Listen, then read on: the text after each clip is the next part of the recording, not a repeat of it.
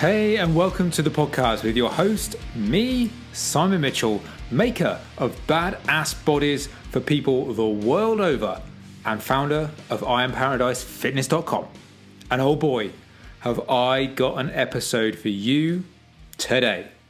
This one topic affects everyone at one point or another. No one is immune. Cravings. Whether you're a complete newbie or Superman himself, we all have our kryptonite. That one food guaranteed to have you scratching at the walls when you can't have it. What's yours? Ice cream? That's mine. Tempt me with a tub of Ben & Jerry's and all bets are off. It's no longer a test of willpower. It's just a case of how long is it going to take for me to devour the entire tub. Just throw the lid away because there's zero chance of this making it back to the freezer. So on today's episode of the podcast, I'm going to show you how to conquer your dieting kryptonite. By the end of this episode, you're going to be a dieting superhero. Guys, you'll be the Man of Steel with a set of abs to match. And forget Wonder Woman. There's a badass new woman in town, and she lifts. As usual, this is no holds barred, no bullshit advice to get you through the challenges you're facing right now. If you don't like profanity, you've come to the wrong podcast. If you don't like someone calling you out on the bullshit you keep telling yourself, you're listening to the wrong fucking guy. This podcast is like a sucker punch from the Incredible Hulk right in the gut, and I make zero apologies for it. So that was your fair warning. If you decided to keep listening, then I like you. You're my kind of person. And we're going to get on just great. So cravings. Cravings are a bitch. They're one of the hardest things to get under control. Hands up if you feel like the more you try to control your cravings, the more you think about that food and the more you go off the rails and binge. It's a vicious circle, right? You're trying everything you can to get the uncontrollable under control. But nothing works. And where does that leave you? Staring down at the scales thinking, why, oh why have I put on 2 pounds this week again? It's frustrating. I hear you. So let's sort all this out for you in true I Am Paradise fitness style. Give me a hell fucking yeah if you want me to give you the secret sauce to finally controlling your cravings for good. You in? This is like Colonel Sanders sharing the KFC secrets or Coke giving away the secret formula. This is a big fucking deal. Okay, well, it's not quite that dramatic, but it's good to get hyped up about this stuff because I'm excited. But promise me one thing. Over the next 10 minutes or so, we're going to be going on a bit of a journey. You're getting a brain dump of all the best tips I've learned over the years. It's fucking dieting gold. So promise me you'll actually put these things into practice. Because one thing's for sure, knowledge without application is pointless. It's like a virgin studying sex on the internet for years, dreaming about his first time and what he'll do with the lucky lady when he finally gets his hands on her. But then, at the mere sight of a naked lady, he's so shit scared, he crumbles and runs off with his dick in his hands to go play Warhammer. Where does that leave him? Back where he started, back in dreamland with only an orc for company and fantasizing about polymorphing his enemy into a blue frog with an instant attack card. So when I give you the solution, actually do something with it. How about that for an intro to a podcast? You don't get that from your average boring as fuck show, do you? Let's talk about the practical differences using observational studies versus randomized control studies when assessing the validity of nutritional research. Fuck off, mate. Let's talk orcs, virgins, and superheroes. By the way, that randomized control study stuff does actually interest me, but there's a way to make it interesting, right? Right, enough preamble. Let's get on to this one. I'm the virgin diving head first in. Cravings. take many different forms for different people. The foods I crave won't be the foods you crave, and cravings can even be situational. For example, if you put some cake in front of me during the day, I can pretty much say no to that 100% of the time. I've got willpower of steel like a Tibetan monk in flow state. But shove it in front of me after a long day, after I've just done some cardio, and my steel-like willpower just might have a dent in it. Now, the other week I put a question out on Instagram. What's your biggest struggle with nutrition? And I got a flood of responses, mainly around cravings for various foods. Bread and cheese, bacon, I love crisps, binging on processed sugar when feeling tired, I eat too many snacks in the day, resisting temptation for sweets and snacks, portion control. You see, there's literally thousands of people out there with the same struggles as you. But while the broad subject of cravings is a thorn in all our sides, it's important to realize we're all different. And when it comes to controlling those cravings, what works for one person might not work for you. So you need to understand a few key principles and use your own brain to apply them to your own situation and your own life. Holy shit, you're going to have to think for yourself. What a revelation. But if you do engage your brain, then I guarantee you'll start to make real breakthroughs. Now, I'm going to take you through 6 tips for controlling your cravings, and these were taken from the Stefan Guillenet book, The Hungry Brain, which I highly recommend you read. It's definitely an eye-opener and will teach you a lot about how your brain functions when it comes to food. Now, the first way to tackle those cravings is to manage your food environment. What the fuck does that mean, I hear you cry? Well, in simple terms, your food environment is how you choose to surround yourself with food and the temptation it brings. Now, your home is part of your food environment. When you're at home in the evenings and weekends, what food is around you and easily accessible? Is there a jar of cookies permanently on the kitchen counter? Do you have kids, and does that bring with it a drawer full of sugary deliciousness you can't resist?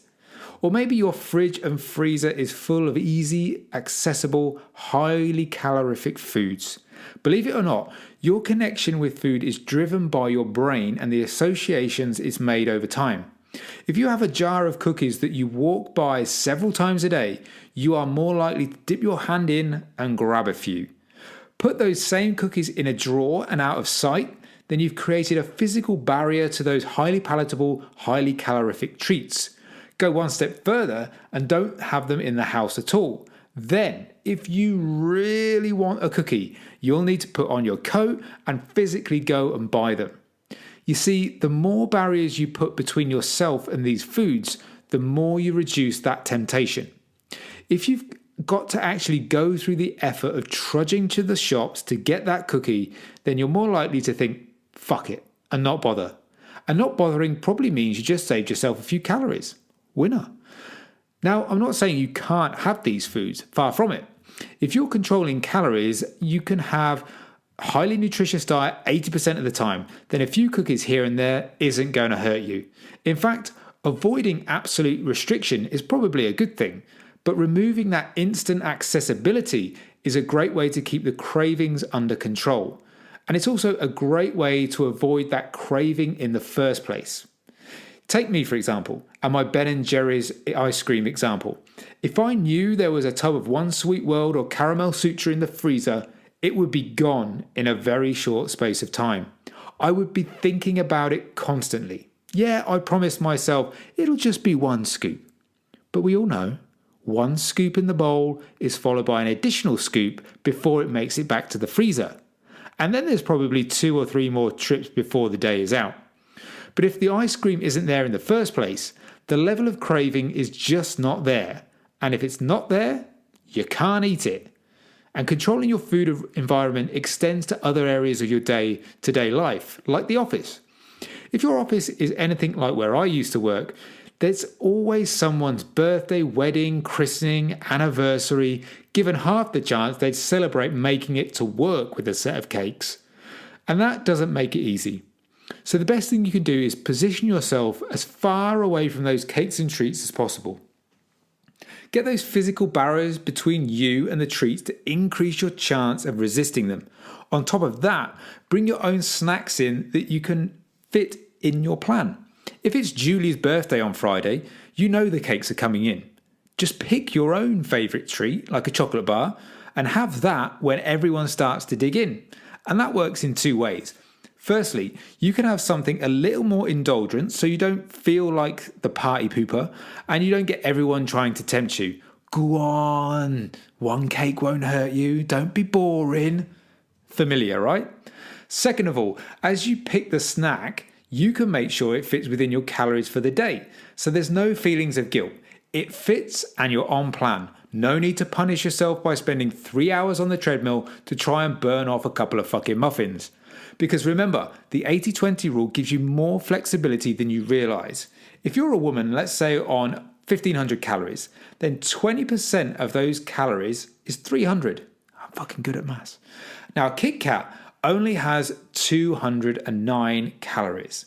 So that's an easy fit into your plan without too much fuss. Fuck it. Have 1.5 Kit Kats and push the fucking boat out.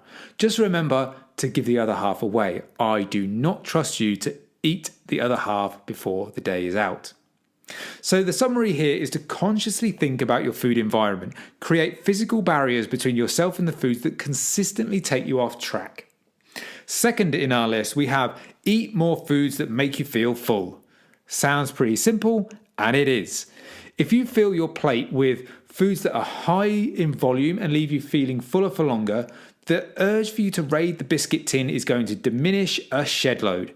And if you're having struggles with hunger, then opt for more water-rich foods like potatoes, sweet potatoes, beans and oats, and reduce the amount of flour-rich foods like bread. These can be pretty calorie dense and not have much in the way of trying to fill you up. It doesn't mean to say that they're bad and you can't have them. It just means that if you're struggling, there are better choices you could be making. It just comes down to balance. So if you have the diet of a 9-year-old and a 9-year-old would get excited about what you eat, then you're probably needing a bit of a rethink. Let's just leave it at that. Next up, we have reduce the amount of highly palatable foods. Sugar addiction has been a concept that's been bandied around in recent times. The idea that sugar is somehow addictive and that's the reason you're fat and why you need to banish it from your life. But let's face it, that is a load of horseshit. Because correct me if I'm wrong, but no one is pounding spoonfuls of refined sugar straight out of the packet. Surely, if it was addictive, you'd go straight to the source and have the stuff neat and in its rawest form. But it's simply not the case. However, there is an element of truth in it. You see, certain types of foods we eat trigger a dopamine response in the brain akin to addictive drugs, but it's just not anywhere near the same extent. And this dopamine response is not just triggered by sugar, it's triggered by protein, carbs, fat, and salt. Because these are the foods your body desires. It desires calories. So when it gets a whiff of something with protein, carbs, and fat in it, it's doing cartwheels and asking for more. Think about it this way. Have you ever craved spinach? Now, pregnancy-related urges aside, you've never thought about rushing to the fridge, ripping open a packet of the green stuff, and munching your way through a kilo of it. Am I right? And that's because it doesn't have this highly palatable mix of protein, carbs, fat, and salt that triggers a high dopamine response in your brain. So take pizza. Think about a stuffed crust pepperoni pizza with all the trimmings. Thick, crusty base filled with cheese, which oozes out with every bite. Rich tomato sauce covering the base, lashings of cheese, and some deliciously spicy pepperoni to top everything off. I bet you're salivating at the mere thought of it. Well, that pizza is going to trigger a pretty high dopamine response in your brain. You've got this perfect storm of protein, carbs, and fat and salt going on. So if you're having these types of foods regularly, you're going to increase the intensity of your cravings. So what's the solution, Simon? Well, the solution is pretty simple, and it's to keep things simple. Understanding that calories matter most opens up a lot of flexibility in your diet. Foods that were once off the table are now back on the menu. But sometimes this leads to other issues like cravings. Because if you opt for the energy balance principle to incorporate pizza, cookies, donuts, and the like into your diet, If you do that all the time, then you're running into the issue with cravings. So keeping things simple the majority of the time is a better option. Keep the highly calorific stuff in the minority and give yourself a break. Have the treats, but have them when your willpower is at its strongest and you've got everything under control. In summary, beware of highly palatable foods and the signals they send to your brain. Include them in your diet if you like them, but be aware the more you have them, the more you may crave them. Next, we have sleep. Sleep is an element of your lifestyle that's far too often an afterthought, but it can have a profound effect on your weight loss. Whilst the lack of sleep may not directly affect your ability to lose weight, the indirect effect can be huge. How many times do you wake up after only a few hours of sleep and feel tired, cranky, and ravenous? Think about the last time you went out for a few drinks. The morning after the night before is probably not the time when you've made the best food choices in the world, right? So getting your 6 to 8 hours every night is pretty important for keeping your cravings at bay. Now, if you need some help getting to sleep, here's a quick guide to a few simple things that you can do. Number 1, make sure your bedroom is as dark as possible. Number 2, keep the temperature fairly cool. Number 3, avoid using smartphones, tablets, and watching TV in the hour or so leading up to bedtime. Number 4, try to make sure that you go to bed and get up at similar times every day. That helps your body get into a bit of a rhythm. And number 5, keep the bedroom for sleeping and making sweet, sweet love. Having TVs and shit just creates distractions. And let's face it, going to bed a little earlier is a pretty easy thing you can do without a whole lot of effort. That Netflix box set will still be there tomorrow. So shut everything down and do yourself a favor by getting a little more shut-eye than normal. Next up, we have stress. Now let's kick things off on this one by saying that cortisol, labeled the stress hormone, is not your problem. There's a myth that gets bandied around all the time that high cortisol levels triggered by stress are the reason you're not losing weight. This is absolutely not true. Firstly, there are studies showing bodybuilders with raising cortisol levels that continue to lose weight and body fat over time. Rising cortisol levels aren't what's causing your issue. Secondly, if someone tells you that your lack of progress is due to cortisol, ask them how they're measuring that. Because even in a lab situation, measuring cortisol is incredibly difficult. So your average personal trainer or online coach simply has no clue what your cortisol levels are, or if any advice they give you has any effect whatsoever. But having said that, reducing stress levels in general makes sense for your health and well-being, because no one wants to live in a state of stress, whether that be financial, work, or family stress. Being in a state where you're constantly on the edge is not good. And in terms of your cravings, it can very much lead to patterns of emotional and comfort eating. I imagine there's many times where you get in from work feeling stressed and burnt out. Spending time cooking up a healthy meal that will keep you on track doesn't sound quite so inviting as throwing a pizza in the oven and sinking a few beers. And that's where the first point we touched on comes in again. Your food environment. If your food environment is under control, then those quick and easy temptations just aren't there. If your meals are prepared, then they are the things that become the quick and easy solution. So de-stressing in whatever way works for you can be a massive breakthrough for managing those cravings. And if you're struggling to de-stress, try some meditation. Download the Headspace app and arrange some time where you can channel your inner peace and go all Zen. Failing that, listen to some more of my podcast because my soothing tones are guaranteed to de-stress you, right? And now, on to my last point, number 6, which is exercise. Exercise is not only a great way to de-stress, but you'll be burning calories too. So even if you do overeat a little bit, you've got a good chance of keeping things on track and not going way off the rails. But don't get it in your head that you have to go to the gym or else it's not worth it. Wait, what did he say? I don't have to go to the gym, but I thought, yes. I'm all about the gym, and I truly believe strength training is one of the best forms of exercise you could ever do. But if for whatever reason you don't like it, then you are officially crazy. Just joking. If you don't like the gym or simply can't get to one, don't let that be an excuse. Go for a walk. Throw on some trainers and go for a run. Mow the fucking lawn. Do some chores. Hell, just have some great sex. Whatever it takes to get your body moving every day, do that. And notice I said great sex because no one looks forward to shit sex. So there you have my 6 ways for you to control your food cravings for good. Let's recap. Number 1, fix your food environment and remove the temptation. Number 2, pick foods that will fill you up and remove the feelings of hunger. Beware of consuming highly palatable foods frequently because you'll increase those craving signals. Number 4, focus on getting enough sleep. Make recharging your batteries a priority. Number 5, minimize stress wherever you can. Don't let stress turn you into an emotional eater. Number 6, exercise. Move every day, gym, walking, running, doing chores, or simply getting jiggy with it. Do something. If you put all of those things into practice, I guarantee you'll be able to curb those cravings like a pro. You'll have superhero level willpower, your craving kryptonite will be a thing of the past, or at least more controllable, and better still, you'll start making some progress. And that's never a bad thing. Mic drop.